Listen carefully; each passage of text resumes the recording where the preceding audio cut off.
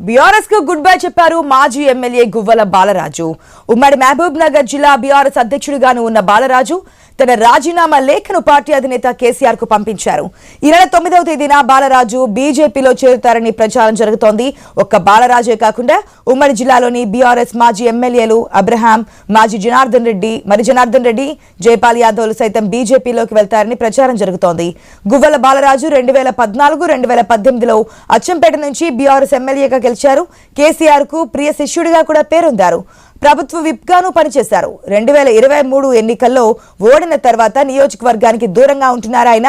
ఇప్పుడు బీఆర్ఎస్ కు రాజీనామా చేయడంతో జిల్లాలో ఒక్కసారిగా కలకలం రేగింది.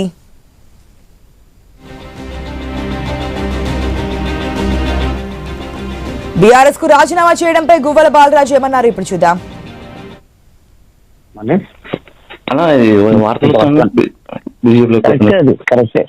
రాజీనామా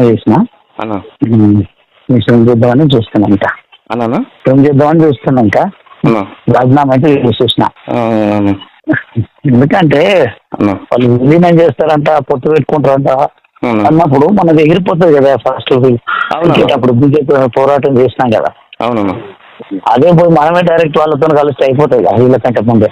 అవునన్నా, అదొకటి. ఇప్పుడు మన హరీష్ రావుకి ఇచ్చారు కానీ నిన్న హరీష్ రావును ఆర్ఎస్ రావుకు నిన్న మనని కాదని అది ఇచ్చారు కానీ. అదే కదా ఫోన్ ఇచ్చినప్పుడు మనం ఎందుకు మనం రాగానే టికెట్ ఇచ్చారు ఆయనకు. అవును అలా కదా. అవునమ్మా. అదే ప్రవీణ్కి ఇచ్చింది పేపర్లు వచ్చిందా?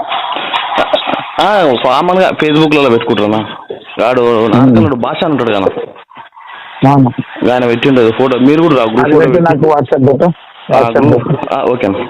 గుడ్ మార్నింగ్ అన్న.